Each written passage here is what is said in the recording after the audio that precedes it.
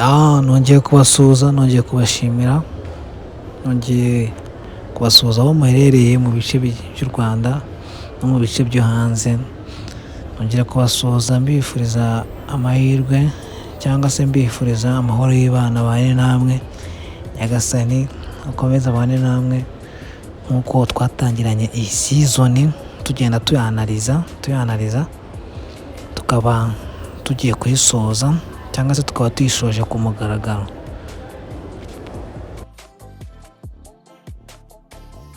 Yego twarabanye kuva kuri season ya mbere, kuva kuri episode ya mbere turinda tujyana kuri episode ya mbere, tugenda twanaliza dusobanura tureba uko bizagenda, abafana bagenda bandika muri comment bavuga ngo ahangaha bizagenda gutya na gutya, ahangaha twifuza ko byazagenda gutya na gutya. Mbese twarabanye, rwari urugendo rutoroshye, abantu mwagiye muyikunda cyane, mwarayikunze cyane ku buryo bugaragarira buri umwe wese, igenda ikomezwa ikundwa n'abatari bake, urubyiruko, abasheshe akanguhe, abana batoya, mbese buri ngeri zose zagiye zikunda iyi filime, kandi twongera kubashimira ko mutigeze muduteranira cyangwa se ngo mudutenguhe. Ubufatanye bwanyu bwagiye bugaragara ahantu hose mu buryo bumwe cyangwa ubundi. Hano murabona ko twari twicaye turi timu ndende, nongera kubibutsa ko iyi channel cyangwa se iyi YouTube ntabwo ariyo ducisha ino filime, ahubwo ahangaha niho tugenda dufatira ibitekerezo, dukusanya ibitekerezo, tureba ngo ni iki kibura muri filime, ni iki tugomba kongera muri filime koko mu buryo bugaragara. Abakunzi cyangwa se abafana barimo barifuza iki? Barimo barifuza ko ahangaha ni iki twabasha gushyiramo, ni iki gikenewe muri filime nyarwanda, ni iki gikenewe muri filime Inzira y'Umusaraba muri rusange. Twagiye tubona ibitekerezo byinshi, aho bagiye bavuga ngo twongeremo abakinnyi, tugerageze kugaragaza ibintu koko tuvuga, nimba ari ukubyina hazemo intore zibyine, nimba ari amarushanwa bigaragare ko ari ikintu cyateguwe. Twagiye tugerageza dushyiramo bimwe na bimwe bitewe n'ibyo abantu bagiye badusaba, tugenda twongeramo bimwe na bimwe, kenshi bakabikunda bagatera na comment bakavuga ngo ibi bintu ni byiza, ibintu bigaragara neza, bigenda biduha imbaraga, tukiraho natwe twumva bitangiye kutunezeza kuko twabonaga abantu badukunze badushyigikira. Ubu ngubu rero twarangije season ya mbere, twahereye kuri episode ya mbere murabizi ukuntu byatangiye, buri wese abona ko filime nta hantu izagera, nta innovation ifite, tugenda dukora benshi bayireba,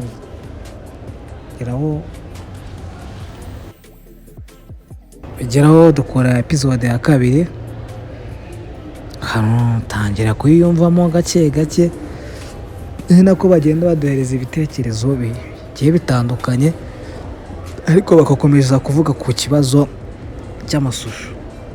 Amashusho yakomeje kuba ikibazo, ariko mu ma episode ya 5, 10 nugenda ureba ugakurikiranamo ayo episode, mubona ko amashusho yagiye atangira guhinduka, tukagerageza kubahereza ishusho ryiza ry'umwimerere, ariko twari twatengushwe n'abantu twari twatangiranye, hagiye habamo ikibazo.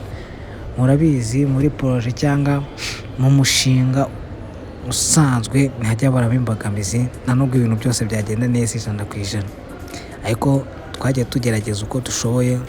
Mu ma episode y'10 ngenda twongeramo abandi bakinnyi, mwagiye mubona abo twagiye tuzanamo, mbese filime itangira kuryoha, filime itangira kugira nk'aho itangira gusobanuka, abantu mutangira kubona ubusobanuro bwa filime twari turi gukora.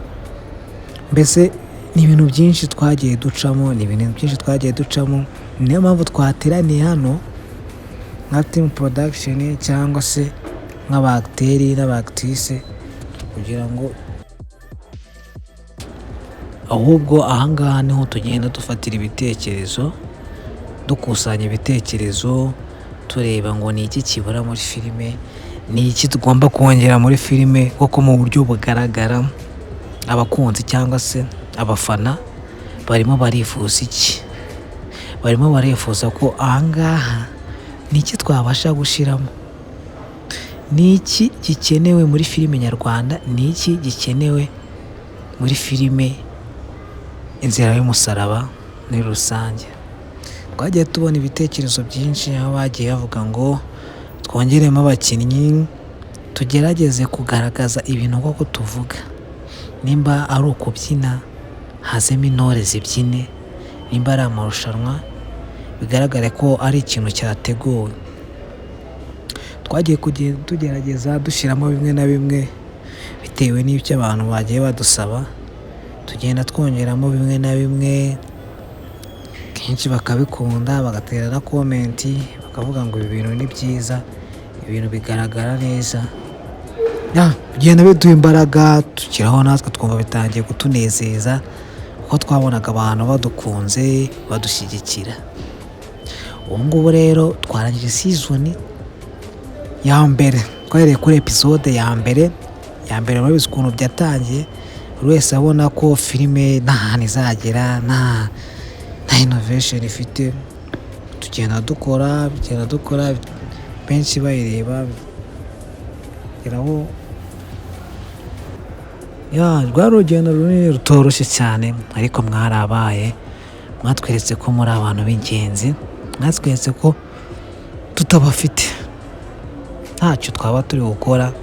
Mbese abagenerwabikorwa nibo mwe, nibo nshuti zacu, nibo tugenera bino bintu. Mwarakoze cyane, mwaritanze, mwakoze ibishoboka byose kugira ngo tubashe gukora ino filime tuyitunganye. Turashimira abantu bagiye batwambika, turashimira abantu badufashije kuri seti. Buriya kuri seti biba bigoye cyane, arahagera mugakenera ikintu mutari mwapanze kuri seti, bikaba ngombwa ko wafashwa n'umuturage uri aho ngaho muhasanze, bikaba ngombwa ko yabatiza location, kuko ibintu byose ntiwabyishyura ngo bivemo. Bisaba nabwo umutima ukunze n'ubufatanye n'ubwitange.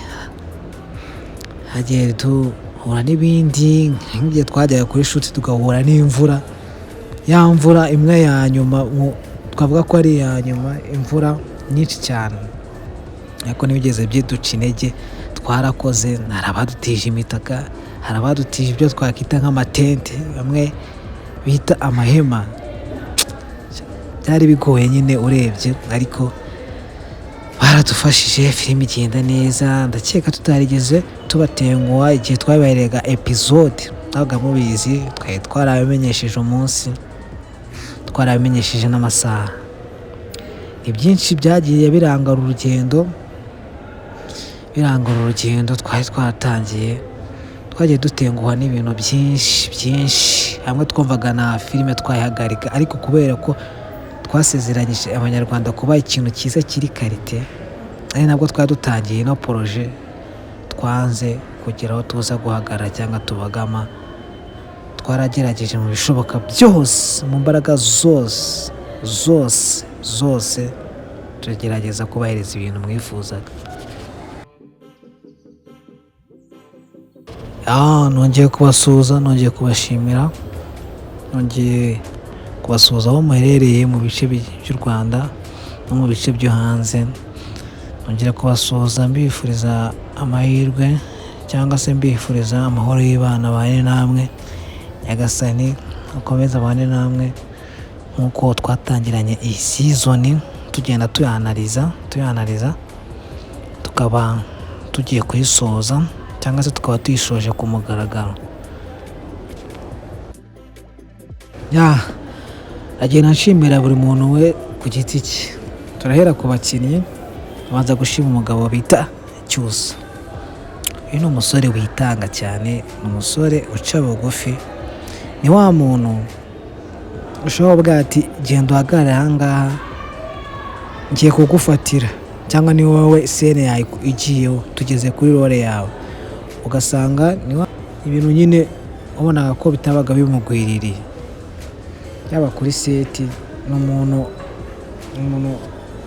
mbese navuga ngo ukora ibintu bye yitonze, yabyize, nta kavuyo, nta kajagari mu mutwe, mbese utakugora kuri seti. Cyusa ni wa muhungu utazasanga mu kavuyo, mbese niba mwagiye nko kuri seti mvuga ni hamwe tuba twagiye gukinira, ni wa muhungu utazasanga ari mu kavuyo, ahubwo ahagaze aho umushaka, umwanya umushakamo, mbese nta mananiza afite, ikintu agikora uko wakimubwiye. N'ubusanzwe aritonda, ntimumurebe muri filime kuri yari umunje, ndetse n'ubusanzwe aritonda, mbese navuga ngo ni umuhungu w'intangarugero.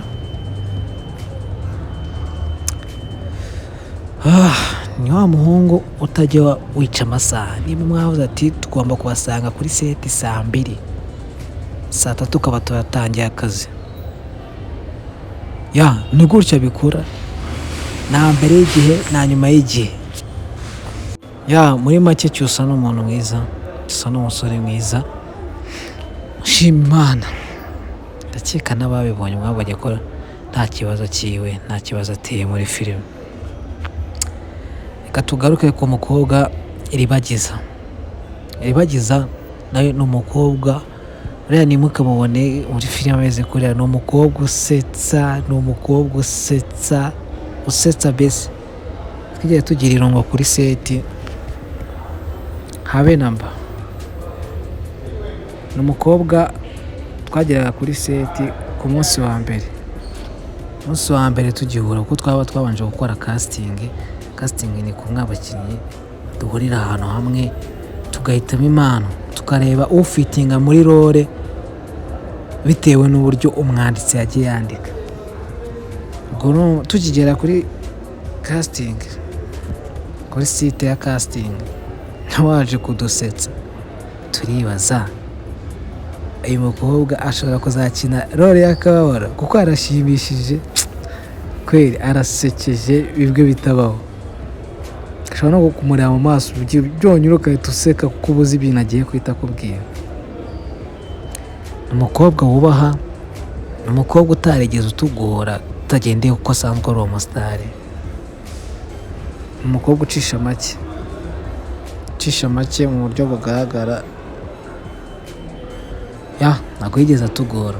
Ikintu kijyanye n'amasaha, ni umukobwa uzira kugiye, mbese wagira ngo aba bantu bose ntabwo tujya tubakanga tubabwira tutazazinduka bizagenda gutya na gutya, utazagerera ku gihe bizagenda gutya, ariko ku saha yabaga aregeye, yabaga yageze kuri seti, yenda yasubiragamo yageze ku kazi, kuko baba bafite n'inshingano nyinshi. Ni umugore afite abana, ntabwo ari umukobwa, ni umugore, aba akeneye no kwita ku bana, no kwita mu rugabo, cyangwa se kwita ku rugo muri rusange. Ni umugore wuje umuco, mbese uba ufite ikinyabupfura cyinshi. Urabona yagiye akinamo n'ababyeyi bamuruta, ariko arusha ubusitari, ntigeze abizunguzaho bimwe by'abakobwa babizunguza ku bantu bakuru ngo ni uko barusha izina, ngo ni abanyacyaro, ntibaramenya umujyi, ntibarafatisha muri sinema nyarwanda. Acaga bugufi akabafata nk'ababyeyi, ndakeka buri umwe umugezeho yavuga Iribagiza uwo ari we, cyangwa se uwo twita nka Alphonsine, yamusobanura, mbese yanamushimira n'umugabo we. Ikindi ni umuntu